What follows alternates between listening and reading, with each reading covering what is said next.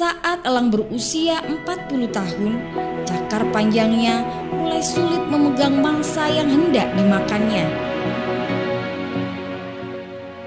Paruh elang yang panjang dan tajam menjadi bengkok.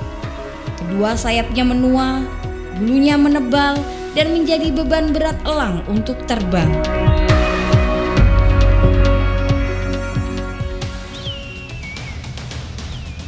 Dalam situasi seperti ini, elang dihadapkan dengan dua pilihan, yaitu mati atau mau menjalani proses perubahan yang menyakitkan selama 150 hari.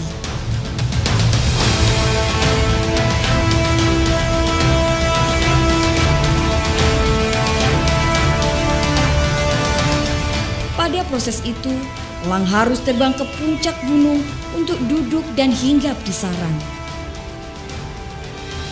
Paruh elang harus dipukulkan ke batu agar paruh lamanya lepas. Pada saat menunggu paruh barunya tumbuh, elang juga melepaskan cakar lamanya.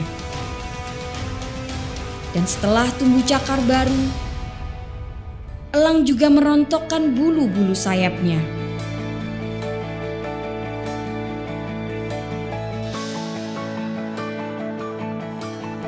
Setelah 150 hari berlalu, elang terlahir kembali dengan kemampuan terbang dan untuk hidup 30 tahun lagi.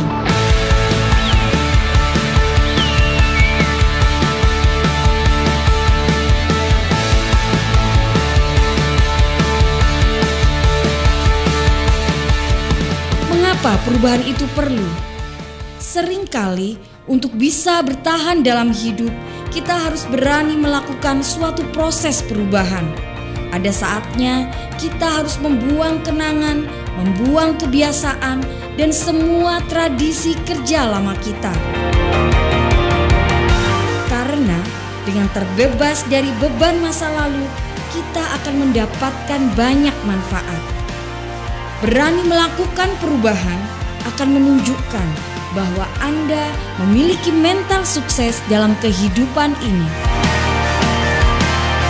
Selamat menjalani proses perubahan.